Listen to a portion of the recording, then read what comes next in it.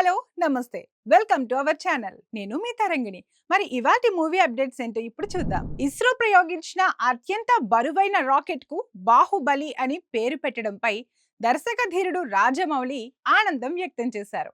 తమ చిత్రానికి దక్కిన ఈ గౌరవం గొప్ప గర్వకారణమని తెలిపారు. ఇటీవల ఇస్రో విజయవంతంగా ప్రయోగించిన LVM-3M5 వాహన నౌక CMS-03 ఉపగ్రహాన్ని కక్షలోకి పంపిన సంగతి తెలిసిందే. భారీ బరువు, శక్తి సామర్థ్యాల కారణంగా శాస్త్రవేత్తలు దీన్ని ప్రేమగా బాహుబలిగా పిలుస్తున్నారు. రాజమౌళి సోషల్ మీడియా వేదికగా స్పందిస్తూ మన సాంకేతిక సత్తా ప్రపంచానికి చూపిస్తున్న ఈ క్షణం గర్వకారణం. ఈ రాకెట్ కి బాహుబలి అని పేరు పెట్టడం మా చిత్ర బృందానికి లభించిన ప్రత్యేక గౌరవం అంటూ తెలిపారు.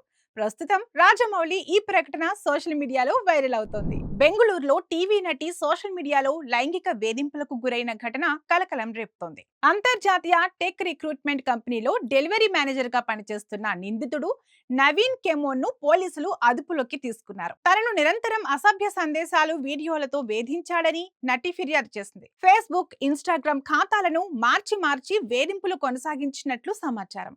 మరో ఘటనలో ఉదయం పెంపుడు కుక్కతో వాకింగ్ కి వెళ్లిన మహిళపై కూడా లైంగికంగా దాడి చేసిన ఘటన నమోదైంది. నిందితుడి కోసం పోలీసులు గాలిస్తున్నారు. భారత మహిళా క్రికెట్ జట్టు చరిత్ర సృష్టించింది. హర్మన్ ప్రీత్ కౌర్ సారథ్యంలోని జట్టు తొలిసారిగా వన్డే వరల్డ్ కప్ ను కైవసం చేసుకుంది. దక్షిణాఫ్రికాను 52 పరుగుల తేడాతో ఓడించి మహిళా జట్టు విశ్వ విజేతగా నిలిచింది. ఈ విజయంపై దేశవ్యాప్తంగా ప్రశంసలు వెల్లువెత్తుతున్నాయి. అయితే ఈ విజయంతో పాటు సోషల్ మీడియాలో మరో ట్రెండ్ ఊపందుకుంది. అదే Jhulan Goswami biopic Chakda express. Anushka Sharma ప్రధాన పాత్రలో నటించిన ఈ సినిమా నెట్ఫ్లిక్స్ లో విడుదల కావాల్సి ఉంది. అభిమానులు ఇప్పుడు ఆ చిత్రాన్ని వెంటనే రిలీజ్ చేయాలని కోరుతున్నారు. ఈ చిత్రాన్ని ప్రోసిత్ రాయ్ దర్శకత్వం వహిస్తుండగా కర్ణేష్ శర్మ నిర్మిస్తున్నారు. బాలీవుడ్ సీనియర్ నటుడు పరేష్ రావల్ సినీ అవార్డులపై సంచలన వ్యాఖ్యలు చేశారు.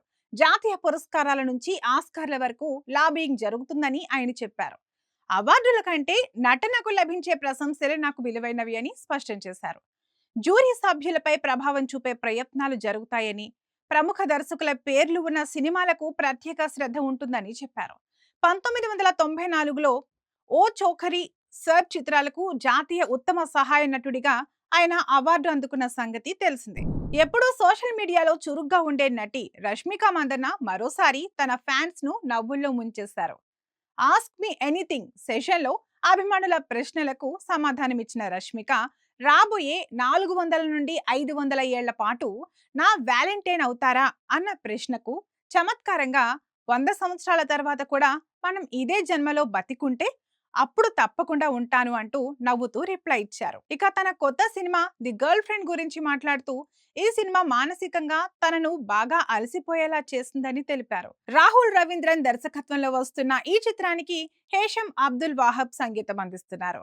సినిమా నవంబర్ 7న థియేటర్లలో విడుదల కానుంది. ఇవంటి ఇవాల్టి మూవీ అప్డేట్స్. మరిన్ని అప్డేట్స్ తో మళ్ళీ కలుద్దాం. మీరు ఇంకా మా ఛానల్ ను సబ్స్క్రైబ్ చేసుకోలేదా? అయితే వెంటనే సబ్స్క్రైబ్ చేసుకోండి. అలాగే మేము వీడియోస్ అప్లోడ్ చేసిన వెంటనే మీకు నోటిఫికేషన్ రావాలి అంటే బెల్ ఐకాన్ ని క్లిక్ చేయడం మర్చిపోకండి.